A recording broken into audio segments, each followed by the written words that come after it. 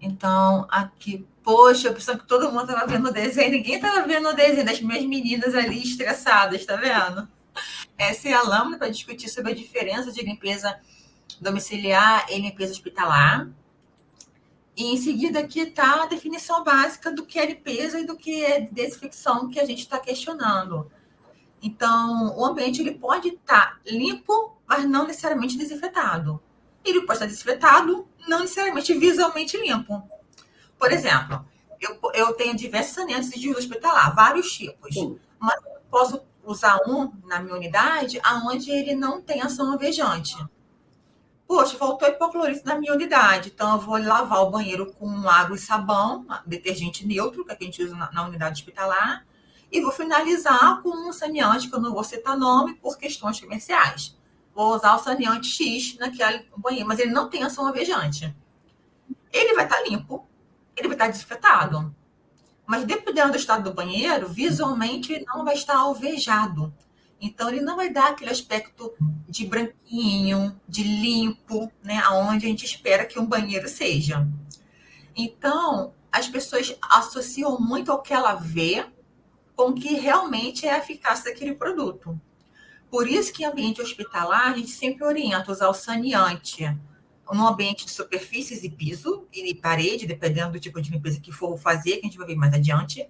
Mas no banheiro, sempre procurar usar um saneante que tenha um princípio ativo clorado ou que seja um próprio hipoclorito, aonde vai fazer ação alvejante e vai estar clareando e desinfetando aquele ambiente.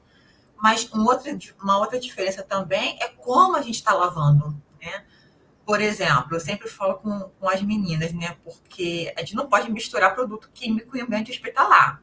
Só que elas amam fazer alquimia, o que é um desespero para todo controlador de infecção, né? Cada produto tem o seu propósito, o seu passo a passo na limpeza. Então, culturalmente, as pessoas pegam o hipoclorito, o sabão em pó, o desinfetante X, mistura tudo naquele balde, coloca uma porção de água, mistura tipo caldeirão e aplica em tudo que é lugar. Quando vai lavar banheiro, chega, fica, né, com uma tontura, fica com dificuldade de respirar, porque toda aquela reação química está dando uma reação na pessoa. Ela vai lavar o banheiro, ela vai achar que está bem limpinho e desinfetado, mas não vai estar. Pode estar limpo e visualmente limpo, porque vai estar alvejado. Mas a gente sabe que um detergente, mesmo detergente que for, em conjunto com o hipoclorito perde a ação desinfetante dele. Então, ele vai estar alvejado, mas não vai estar desinfetando. Então, aquele ambiente vai estar aparentemente limpo, mas se eu botar um suave, se eu fizer uma cultura, que a gente vai falar um pouquinho mais atrás sobre isso, tá mexendo aqui a lâmpada. Desculpa. Se eu fizer uma cultura daquele ambiente, ele vai nascer um zoológico. Então, no âmbito domiciliar, a gente tem até uma preocupação em estar desinfetando. Mas no ambiente hospitalar, essa garantia ela é obrigatória. Então, eu tenho que ter um protocolo, eu tenho que ter um processo, eu tenho que ter saneante, estrutura, insumos, profissionais capacitados a estar manuseando esses produtos e aplicá-los de forma a não perder a sua efetividade. Onde eu preciso limpar e, posteriormente, desinfetar sem fazer com que um produto perca a ação do outro. Ter essa garantia no final do processo. Perfeito. Você tem uma pergunta Agora, tem uma gente? dúvida que esse slide agora, esse aí eu queria fazer um suspense nesse slide, por quê? Porque as pessoas têm muitas dúvidas sobre os germes, quanto tempo ele sobrevive em superfície, o Pseudomonas fica quanto tempo, Nádia? Eu acho que é uma dúvida que também te ocupa no dia a dia aí. Fala um pouco sobre esses germes e quanto tempo ele fica em superfície ali sobrevivendo. Eu amo esse slide. Eu tenho ele há muito tempo. A PC lançou na monografia anterior, na primeira versão. Na segunda versão da monografia que eles atualizaram ano passado, eles tiraram o quadro do manual. Mas o meu quadro nas minhas apresentações continua, porque é uma das minhas lâminas favoritas. Porque a gente coloca um terror, né? Um pouquinho de terror psicológico nas pessoas com ele. Ele mostra alguns dos principais micro-organismos de importância epidemiológica e os seus correspondentes tempos de vida. Não é que seja um tempo de vida médio, mas, de acordo com alguns estudos, esse foi o tempo máximo que eles sobreviveram naquele estudo realizado. Um dos micro-organismos que os controladores têm pavor é o Clostridium difficile. Ele mudou a nomenclatura, era Clostridium, né? Agora tem esse nome mais complicado ainda, né? Onde ele geralmente aparece em unidades que tem pacientes idosos, que tem pacientes com histórico de antimicrobiano, longa permanência de hospitalização. Então, esse Clostridioides, ele é um bacilo onde ele forma esporos, onde cria uma dificuldade para estar eliminando ele no ambiente. E ele produz toxinas A e B, é um produtor de toxinas.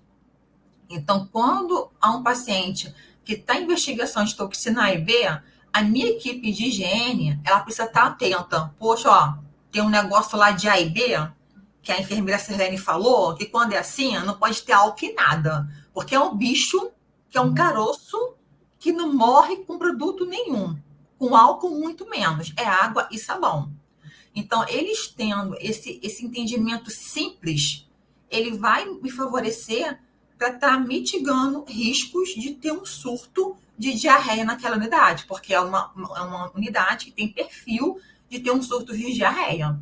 Então, eles terem essa noção, né, desse cuidado, tem que ter, não pode usar esse saneante, dependendo do saneante que for validado. Esse saneante não pode, é água e sabão, é hipoclorito, tira o álcool. Então, elas ficarem espertas com esse tipo de orientação, por mais que ela não lembre o nome do bicho, mas alguma coisa por estígio da vida e que tem investigação de alguma coisa A e B, isso já ajuda bastante. O acineto, que ele não tem uma virulência muito alta, mas ele tem uma importância microbiológica muito grande, porque ele é visto como uma bactéria oportunista. Então, pacientes oncológicos, UTI NEL, queimados, ele pode ser um problema. O enterococcus, ele é um dos maiores vilões, quando tem resistência microbiana, resistência microbiana, ele é conhecido como VRE, onde o tempo de vida dele ele é um dos longos. Então, é muito importante as pessoas estarem cientes que, se ela limpar, se ela não limpar direito, aquele micro-organismo está no ambiente não por 1 ou 2 horas. Aquele pequeno micro-organismo que os meus olhos não enxergam, ele vai estar naquele ambiente por meses. Por isso que é tão difícil solucionar casos de surto numa unidade. Porque até você conseguir traçar uma metodologia ali certeira para fazer o diagnóstico, às vezes é um desafio. É custoso, né? E é difícil. Mas a gente vai falar um pouquinho disso mais na frente. Pseudomonas... Se você quiser... Deixa eles... Não passa rápido esse slide, não, porque alguém que, às vezes, printar essa tela para mandar para um amigo, mandar para alguém que tinha dúvida. Vocês podem printar aí nesse momento e mandar, porque eu tenho aqui várias pessoas que querem esse quadro, viu, Sirlene? É uma junção, né? Tem referências da PSI e tem referências de um material de São Paulo, que a gente costuma... São Paulo é referência, né, para controle de infecção, então a gente usa muita coisa de São Paulo. E tem um micro-organismo, né, nesse slide que é polêmico, é o HIV, né? Então, as pessoas da nossa geração, né, sabem o que é o HIV, quando vê o HIV, né, grita aos olhos. Ele realmente pode viver até esse tempo. Em média, ele não vive tanto, não. Ele vive em menos de um dia. Mas num ambiente favorável, presente em sangue, esse sangue estando ressecado, em ambientes favoráveis, ele pode chegar até 7 dias de sobrevivência, né? Staphylococcus aureus, né, o pavoroso Marsa, né, pode chegar a 1 ano no ambiente. Norovírus, grande vilão de diarreia. Aí fica assim, Clostridium norovírus, né? Que né? O Clostridium dura muito mais por ele ser um esporo. O norovírus, ele né? É um vírus, então ele consegue sobreviver pouquíssimo tempo no ambiente.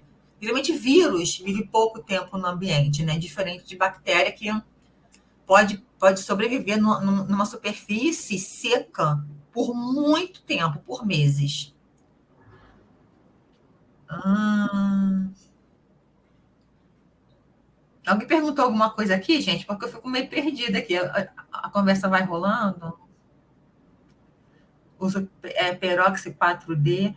Então, quando as pessoas falam de desinfetante por marca, eu vou ser muito sincera que eu fico perdida, porque eu trabalho muito com princípio ativo. Porque as marcas são muitas marcas e tem marcas que fazem associações de um produto com o outro, poder otimizar o efeito e diminuir a concentração. Então, se disser para mim, isso aqui é um quaternário de amônia, isso é uma begonida, é begonida pura, begonida associada, para mim vai estar mais fácil, porque eu geralmente, quando eu olho o rótulo, eu vou validar um produto, eu olho a composição. Porque se a gente se guiar por marca, a gente fica perdido, porque cada momento tem uma novidade, tem um produto novo, a gente fica um pouquinho perdido, tá? Então, quando a gente fala de limpeza hospitalar, a gente fala do tipo de limpeza. Existe a limpeza concorrente e existe a limpeza terminal. A limpeza concorrente é aquela limpeza do dia a dia, onde o paciente está no leito, ele está ocupando aquela área de internação, mas tem que ser limpa diariamente. Então, vai ali um SG, vai tirar o resíduo, vai lavar o banheiro, vai poder limpar o piso, vai fazer a desinfecção das áreas mais tocadas. E a área onde está o paciente, como o leito do paciente e todos os equipamentos, se estiver usando um ventilador mecânico, se estiver usando uma bomba difusora, se tiver algum equipamento em uso pelo paciente enquanto ele está internado, toda aquela área em que o paciente está, a limpeza e a desinfecção, é recomendado que ela seja feita pela equipe de enfermagem. Porque o ASG, isso não é uma norma, é uma recomendação, tá? Porque é muito complicado você pegar um paciente que está num leito, por exemplo, de um CTI, aonde está com não sei quantas bombas no suporte, ele está com uma infusão, está com acesso venoso, tem ventilação mecânica, aí vai o coitado do SG, que muitas vezes tem pouco grau de instrução, limpar aquele monte de fio. Agora, imagina se aperta uma coisa que não deve, né? Então, por questão de segurança do paciente, boas práticas, não é recomendado que a limpeza concorrente aonde está o paciente seja feito pelo SG, tá? É recomendado que seja Isso feito é uma discussão enorme, né, Silêncio? Desculpa te interromper. Porque É. as pessoas, não, olha, isso é serviço do ASG. Não, olha só, o ASG não tem. E aí fica nesse conflito, porque realmente são vários fios, o paciente está todo invadido, e aí a quantidade de paramentação de equipos e de dispositivos que tem esse paciente, principalmente na terapia intensiva, e ainda quando tem hemodiálise, que ainda o box fica mais preenchido ainda com tantos equipamentos, é difícil até acessar para a limpeza, imagine os cuidados que tem que ter. Então, de fato, é uma discussão grande, mas que a enfermagem precisa estar ali bem próximo dessa atividade, seja a unidade decidir, né, a forma que for. O Gabriel está perguntando se o vírus, se o HIV ele permanece em superfície seca, porém ele cristaliza igual a hepatite. Olha, quando eu li, eu não vi informação de que ele cristaliza, apenas que ele consegue sobreviver até 7 dias. Eu não vi informação se ele cristaliza ou não. Essa informação eu não tenho. Aí o Carlos comentou que o peróxido 4D tem quaternário de amônio de quinta geração, peróxido de hidrogênio. Ele tem um mega amplo espectro, né? Porque ele tem um quaternário de quinta geração e um peróxido de hidrogênio, então ele limpa e ele alveja, né? Ele é excelente. Mas também não é porque um saneante ele é excelente, tem amplo espectro, que ele é ideal usar em qualquer tipo de unidade hospitalar, ou qualquer unidade de saúde, melhor dizer. Porque, por exemplo, se eu tenho uma unidade onde não tenho um paciente de internado, eu não tenho procedimento invasivo, tipo ambulatório, eu não tenho o que me justifique fazer a recomendação de um saneante de amplo espectro, porque quanto maior o espectro do meu saneante, mais caro. Se tiver um amplo espectro e for esporocida, ele é mais caro ainda. Então, eu preciso ter um saneante, não do mais caro, mas eu preciso ter um saneante na minha unidade que se enquadre às demandas da minha unidade, não necessariamente o mais caro, ou o lançamento, ou a grande promessa, né, do mês que está saindo. Às vezes tem congressos, né, que tem lançamento de saneantes. Então, antes da gente se empolgar recomendando alguma coisa, é importante a gente ver se aquele produto ele realmente se enquadra na nossa realidade, se aquele custo ele realmente é justificado. Então, na limpeza concorrente, essa é a limpeza mais rápida, aonde eu vou fazer N vezes por dia, dependendo da minha unidade, dependendo da minha área. Onde posso ter uma área crítica, que é uma área onde tem um paciente invadido, multi-invadido, como CTI, centro cirúrgico, e locais onde não tem paciente invadido, mas é crítico, como farmácia. Então, tem áreas no ambiente hospitalar que são mais críticas do que as outras. As semicríticas são onde eu tenho um paciente, mas eles não estão invadidos. As áreas não críticas, onde tem presença de paciente e ele não está invadido, mas ele está ali, há presença, como os corredores de uma unidade hospitalar. As áreas comuns, que são as áreas comuns aos colaboradores, que seria o refeitório, uma sala de repouso, o vestiário.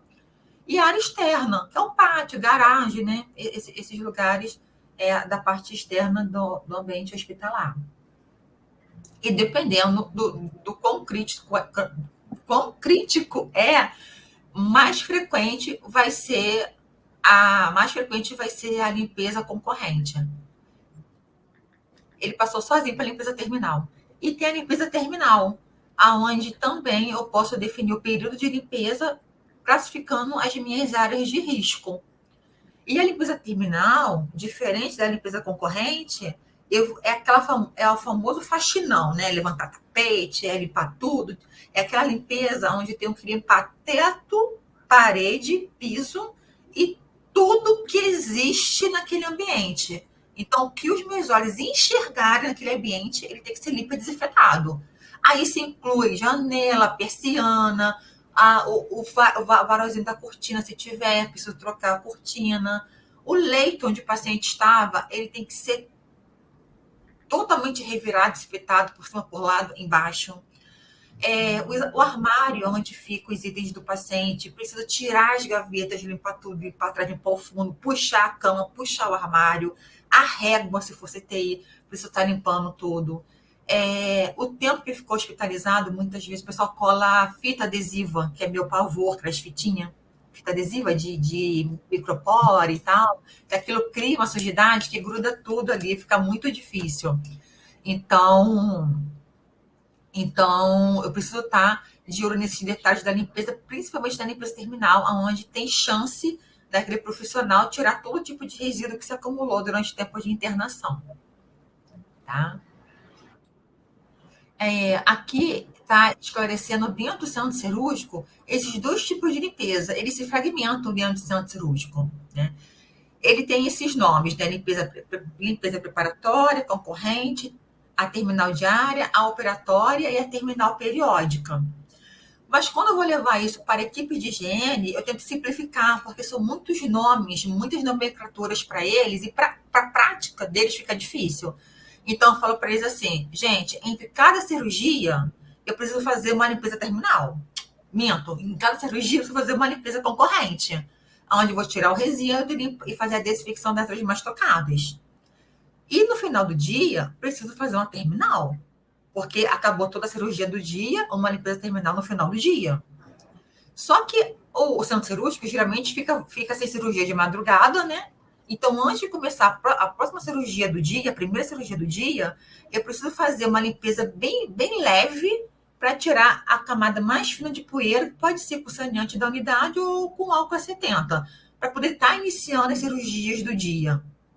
Eu também preciso ter uma SG exclusiva para o centro cirúrgico, porque se durante a limpeza operatória derramar alguma solução ou algum fluido, eu não posso esperar terminar a cirurgia para tirar aquilo do chão, dependendo do que é e do volume que é. É uma limpeza pontual, uma limpeza operatória. Vai lá, tira só aquilo, resolve o problema e sai da sala cirúrgica. E tem a limpeza terminal periódica, onde é uma faxina, onde é feita em intervalos pré-determinados por setor, onde é limpo todo o setor. O centro cirúrgico não é só a sala cirúrgica, né? Tem vários setores de apoio e essa faxina, essa terminal, é feita em todo o ambiente cirúrgico. Né? Passando aqui, não está indo. Só abrindo observação que algumas pessoas não são da área, estão nos assistindo, Sirlene. A SG é o Auxiliar de Serviços Gerais, viu, gente? Auxiliar de Serviços Gerais. Marcela, eu sei que você odeia fita adesiva. Odiamos.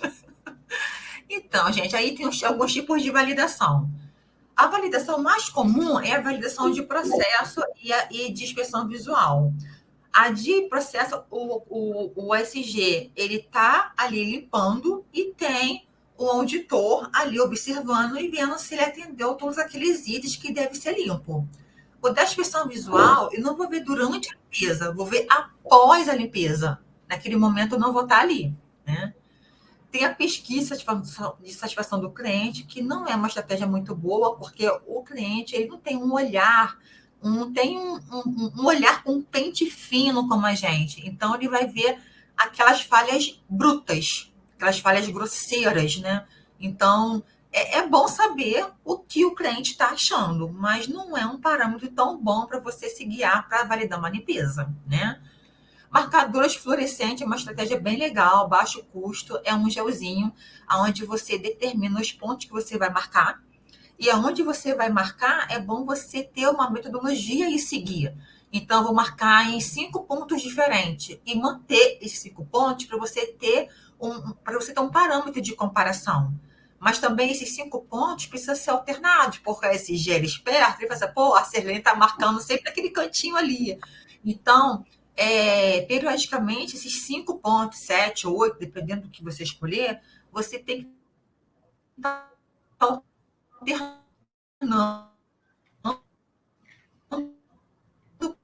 para estar fazendo a validação daquele leite, porque quando você colocar, então vai depender do tipo de gel, a intensidade que vai ficar, se vai ter sinal de arrasto do gel ou não. Então, tem alguns detalhes do marcador fluorescente que ele se torna subjetivo.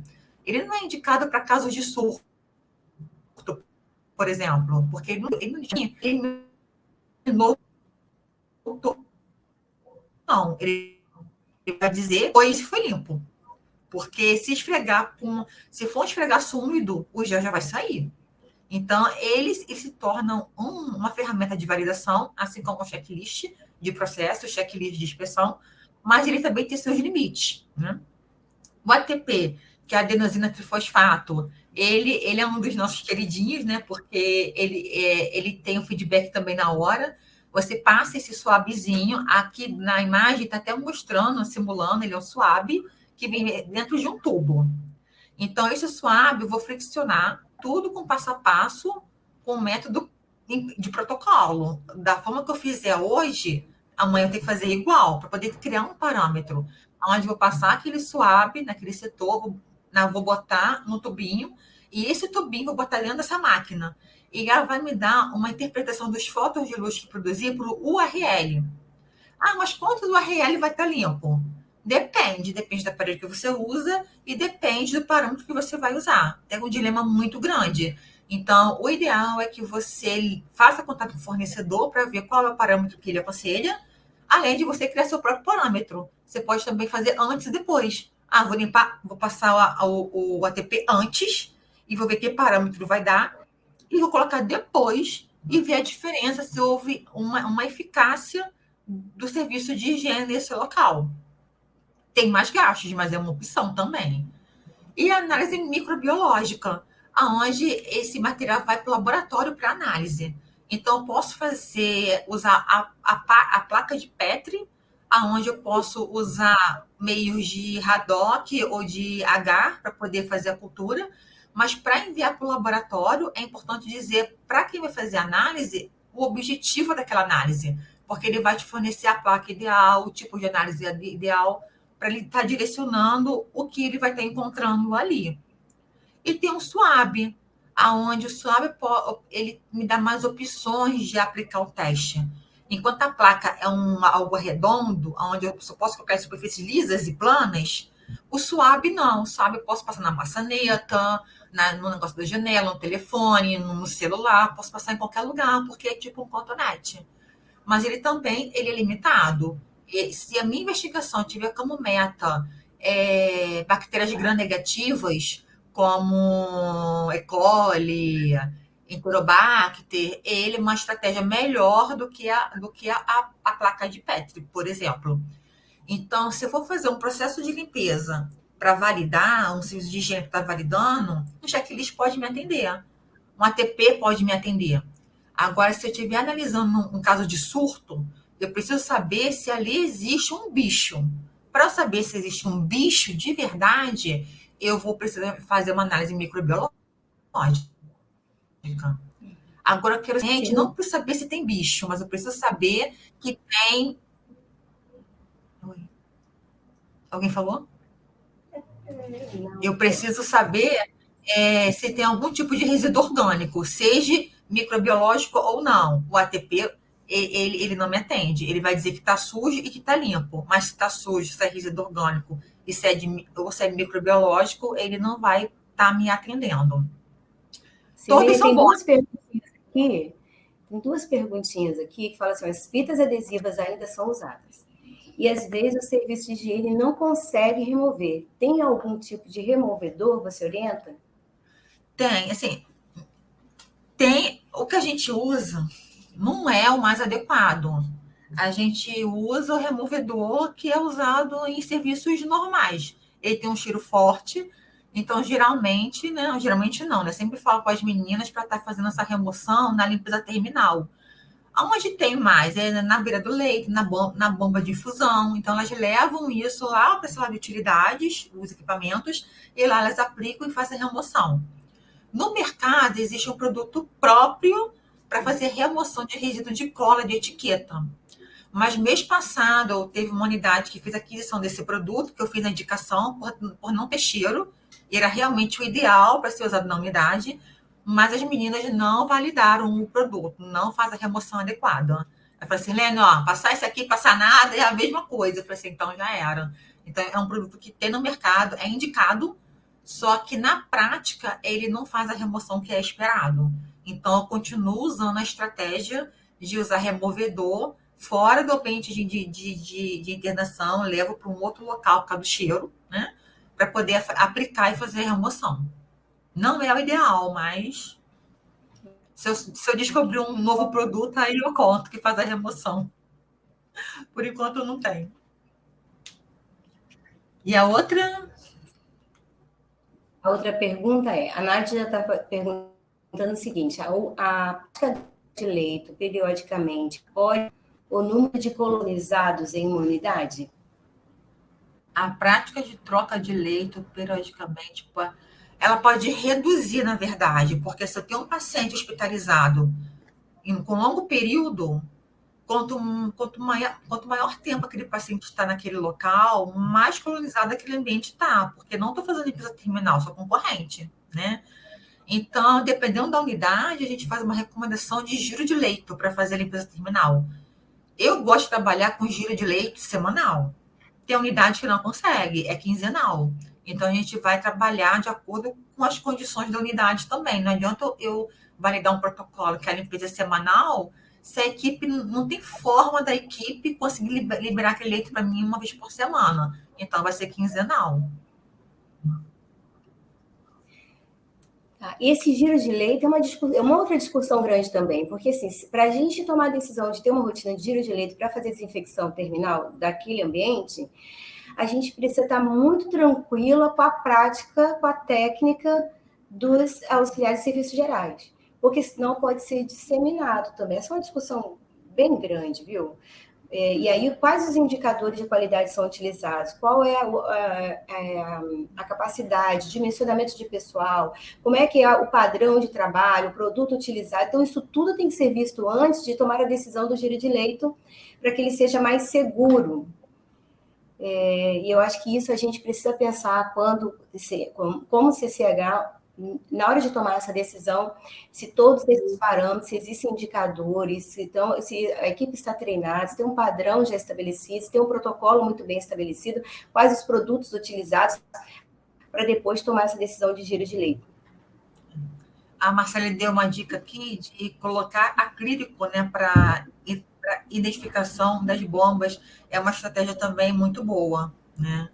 E é uma forma de estar deixando um único local, né, com resíduo de cola, e é onde você mitiga, porque às vezes o resíduo de cola fica, né, de reentrâncias da bomba, fica realmente muito complicado para fazer a remoção. E o Eric falou de Marsa em 14 dias, tem estudos que dizem isso, né? Então, eu sempre tento por semanal, né? Mas às vezes se torna um desafio fazer esse giro de leito, porque com 15 dias ainda é arriscado. É 15 dias chorando, né? Porque se torna arriscado. Então, os tipos de indicadores, a gente pode estar dividindo ele em indicadores de processo, onde eu estou observando o serviço de higiene naquela limpeza, e tem algumas ferramentas que podem me ajudar com esse indicador, onde eu posso estar utilizando o checklist de observação direta, eu vou estar usando o checklist de itens observados pós a limpeza, o marcador fluorescente e a pesquisa de satisfação do cliente. Lembrando que não é muito confiável a pesquisa de satisfação do cliente, porque você vai ver quebras de barreira muito grosseiras, né? Então, não é um indicado. Então, todos esses tipos de indicadores, ele pode me dar ele me dá um resultado subjetivo, mas que ele me norteia.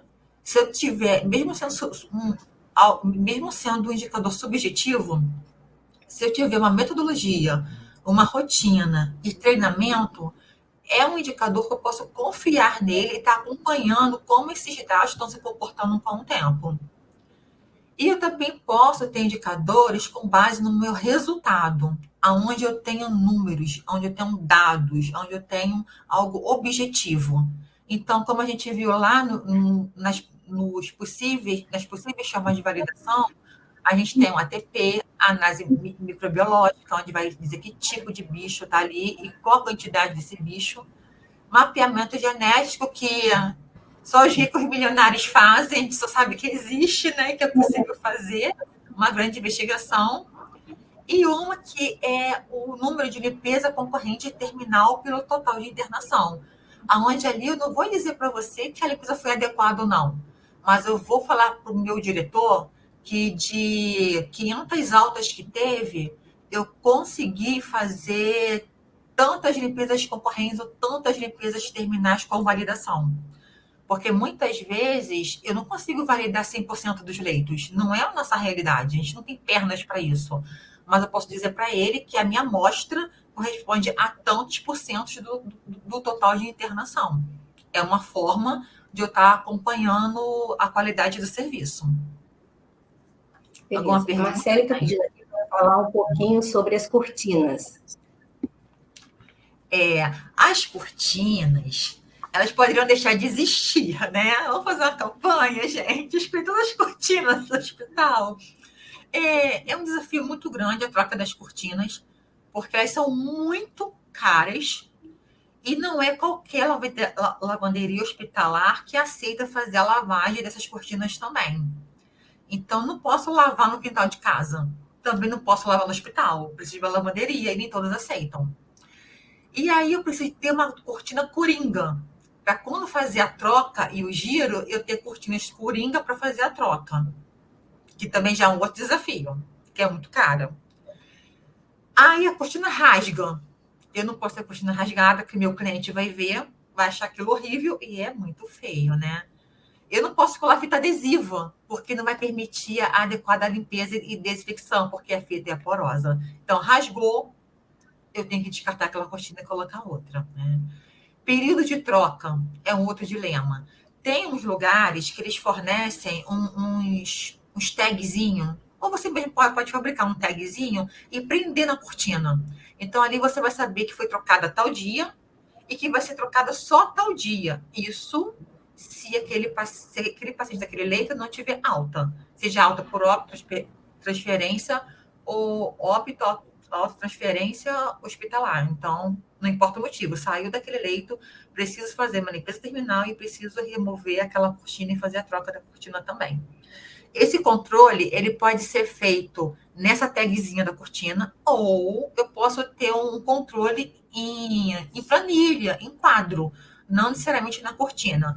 E na cortina é interessante, porque vem um auditor, vem a CCH, ela chega lá, foi trocada tal dia. Eu cheguei, bati o olho, vi, não precisa incomodar ninguém pedindo nada. Está ali para ser visto, para ser verificado.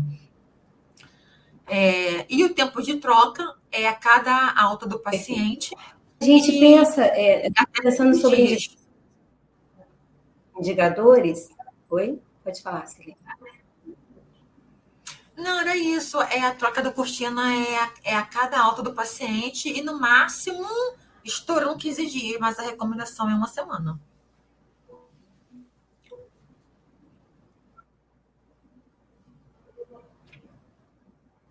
Ok.